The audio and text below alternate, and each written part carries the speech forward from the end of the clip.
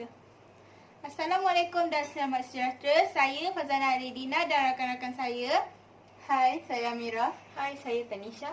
Saya Danish. Dan kami ingin menceritakan tentang Sarawak dan Sabah.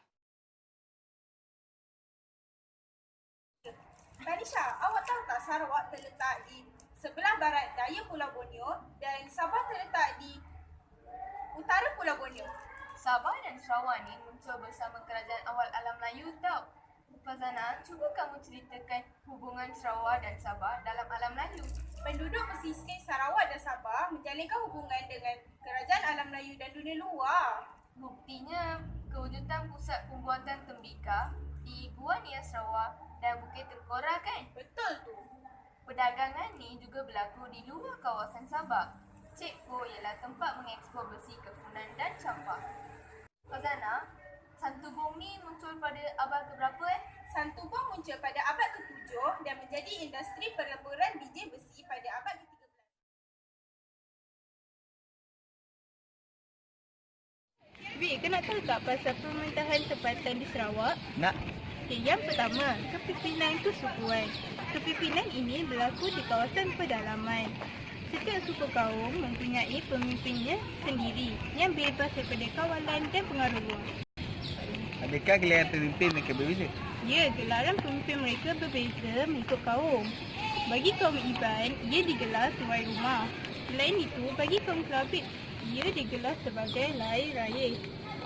Bagi kaum Kenyah pula, ia digelar sebagai Peran Lepuh. Dan bagi kaum Kayan, pemimpin mereka digelar sebagai Kelunan Malih dan Ipun Umar. Kepimpinan lembah sungai. Kaum Melayu di pesisir pantai dan lembah sungai menerima pengaruh daripada kerajaan di alam Melayu. Ada dua bentuk pemerintahan, iaitu wakil raja dan kerajaan. Cuba kamu ceritakan tentang wakil raja. Wakil raja ialah kaum Melayu yang menetap di pesisir pantai Sarawak yang dipengaruhi oleh kerajaan Srivijaya, Brunei dan Majapahit. Kerajaan Sawaku, Samadong dan Kalka membentuk kerajaan sendiri dengan menggelar raja mereka sebagai Datu, Datuk Abang dan Dayang. Kesultanan Melayu Brunei pula mengekalkan sistem pemerintahan kerajaan Melayu di Sarawak kecuali kaum Dayak. Bagaimana pula dengan kerajaan? Di Sarawak terdapat kerajaan Sawaku, Samadong, Kalka, Saribas dan Melanu. Kerajaan-kerajaan ini muncul sejak abad ke-7. Bagi Sabah pula, kepimpinan kesukuan diamalkan oleh masyarakat pedalaman seperti Pakcik dan Dusun, Urut dan orang Sungai. Ketua kaum mereka digelar sebagai orang tua. Boboizan atau Bobojan bagi kaum Pakcik dan Dusun dan Mabalian bagi kaum Urut dalam menguruskan adat, adat dan patang darah. Yang kedua, kepimpinan di lembah sungai. Wakil raja adalah pengaruh daripada Kesultanan Brunei dan Sulu di Sabah melalui pelantikan wakil raja. Wakil raja berkuasa dalam aspek kepimpinan dan kehakiman, menjaga keamanan dan kebajikan serta aktiviti perdagangan. Ketua bebas pula mentadbir di wilayah Jumbuang Sungai sejak undang-undang tersebut. Pastinya mereka mempunyai perayaan dengan kerajaan Brunei, Sulu dan keturunan Arab Saudi.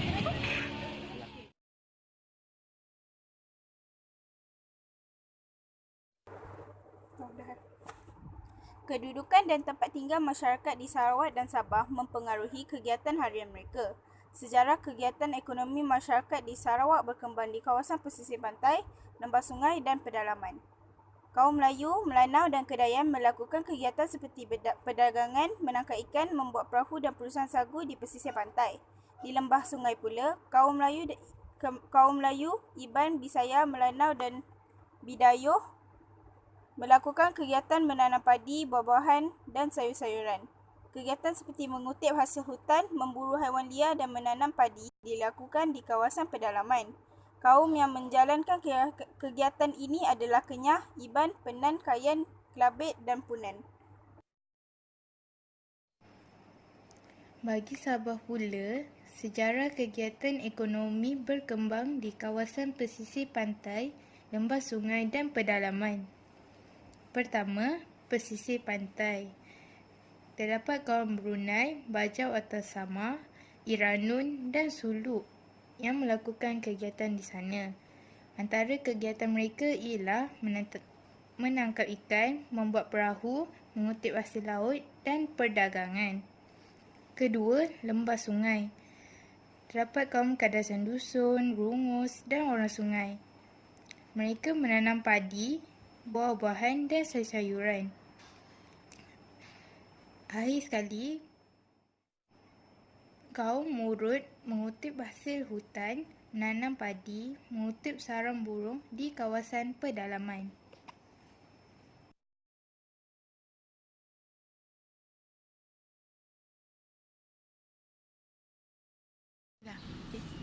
Masyarakat Sarawak dan Sabah ni, dia berbilang kaum dan budaya dan setiap satu memiliki keunikan tradisi serta warisan tersendiri. Contohnya, masyarakat Bumiputera Sarawak memiliki kaum Iban, Melayu, Bidayuh, Melanau dan orang Ulu. Tetapi, masyarakat Bumiputera Sabah mempunyai kaum Kadasan Dusun, Murut, orang Sulu, Bajau atau Samar dan orang sungai. Bagi kaum Iban ni berasal dari Sungai Kapuas dan meletak di kawasan hulu Sungai Batang Lupak. Lepas tu, Melayu, kerajaan awal di Sarawak pada abad ke-6. Kaum Melayu juga meletak di semua bahagian Sarawak, termasuklah bahagian pedalaman. Next, Bidayuh. Bidayuh berasal dari Bungkung, Kalimantan dan berhijrah ke selatan Sarawak.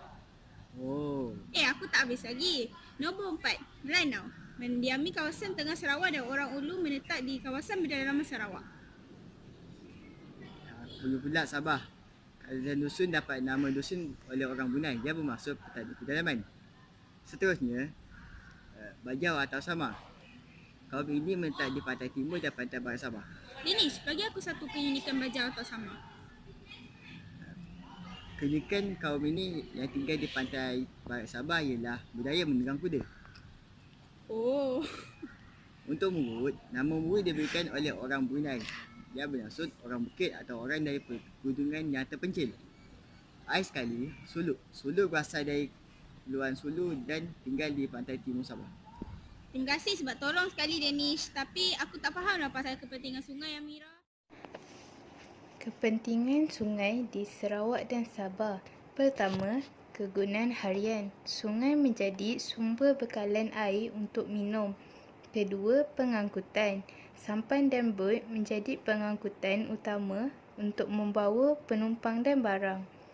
Ketiga, pertempatan. Sungai menjadi kawasan pertempatan penduduk yang dikenali sebagai kampung air. Yang keempat, sumber rezeki.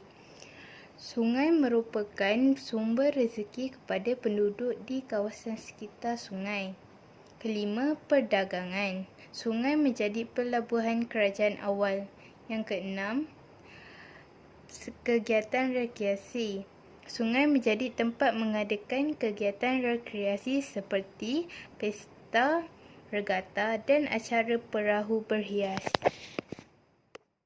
Kesenian Sarawak ni dibuat untuk kegunaan sendiri dan dijual secara kecil-kecilan untuk sara diri. Apabila terdapat lebihan dan permintaan, barangan kesenian ini dikomersialkan dan didagangkan. Contoh-contoh kesenian Sarawak ialah tenunan kain seperti tua kembu dan keringkap, pertukangan seperti tiang totom dan patung burung penyalang. Akhir sekali, kraf tangan seperti sintong duduk dan bakul pembawa bayi. Kesenian di Sabah. Nabal mengumpulkan selendang berwarna-warni. Kain dastar dihasilkan oleh kaum Iradun dan digunakan sebagai tanjak. Duang adalah tudung saji yang diperbuat daripada daun sedang. Kaum Bajau menghasilkan peralatan besi seperti guang. Penduduk di kawasan pedalaman menghasilkan bakul untuk pelbagai kegunaan seperti buan untuk menyimpan barang wakil untuk membawa. Perayaan di Sarawak. 1. Pesta Menuai atau Gawai Dayak disambut oleh kaum Iban, Bidayuh dan orang Ulu. Kedua, Pesta Babula dan makan tahun. Disambut oleh kaum Kedayan dan Bisaya. Pesta Babulang merupakan pesta menuai. Antara acara yang diadakan dalam pesta Babulang ialah lumba kerbau. Ketiga, pesta Kaul. Disambut oleh kaum Melanau. Diadakan bertujuan untuk perayaan iaitu pesta keamatan dan pesta Rega Lepah. Pesta keamatan diraikan oleh penduduk Kadazan Dusun dan Murut. Ia merupakan simbol kesyukuran untuk meraihkan semangat padi. Dijalankan oleh Bobo Hizan dan Bobo Lian. Pesta ini berkaitan dengan Kuminodun. Yang kedua, pesta Rega Lepah. Ia merupakan perayaan memperingati peranan lepah dalam kehidupan. Tarian di Sarawak. Pertama, tarian ngajat ditarikan oleh kaum Iban dan orang Ulu untuk menaikkan semangat juang pahlawan Iban yang hendak pergi berperang. Kedua, tarian Datun Julut, lambang kesyukuran dan kegembiraan kepada orang Ulu.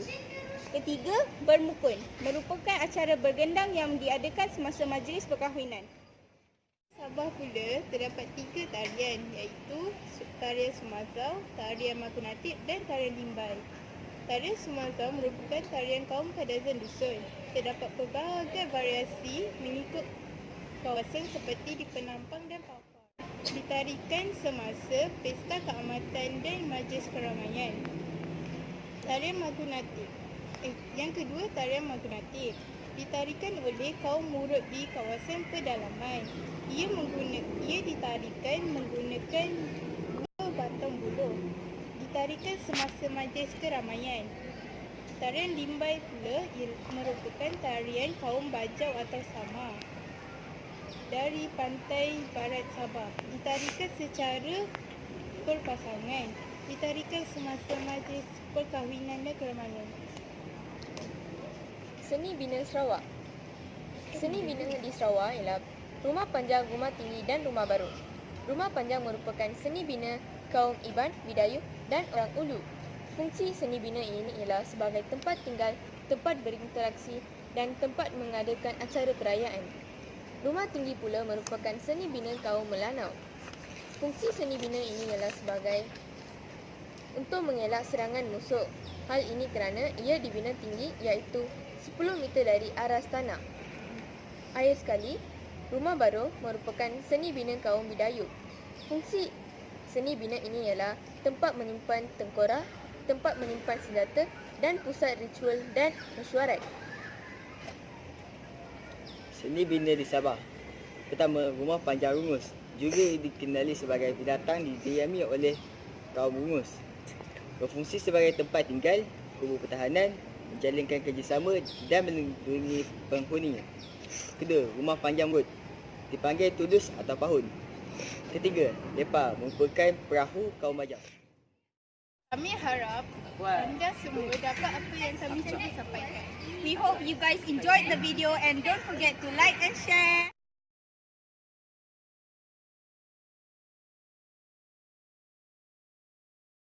Boleh tak awak tolong dengan kerja sejarah saya? Kerja apa? Asal kau kata? Pertama, tarian ngajat ditarikan oleh kaum Iban dan orang Ulu untuk menaikkan semangat yang jual. Menaikkan semangat. Aku tak muat. Okay dah. Cantik pula. Gila tu kata aku bila tak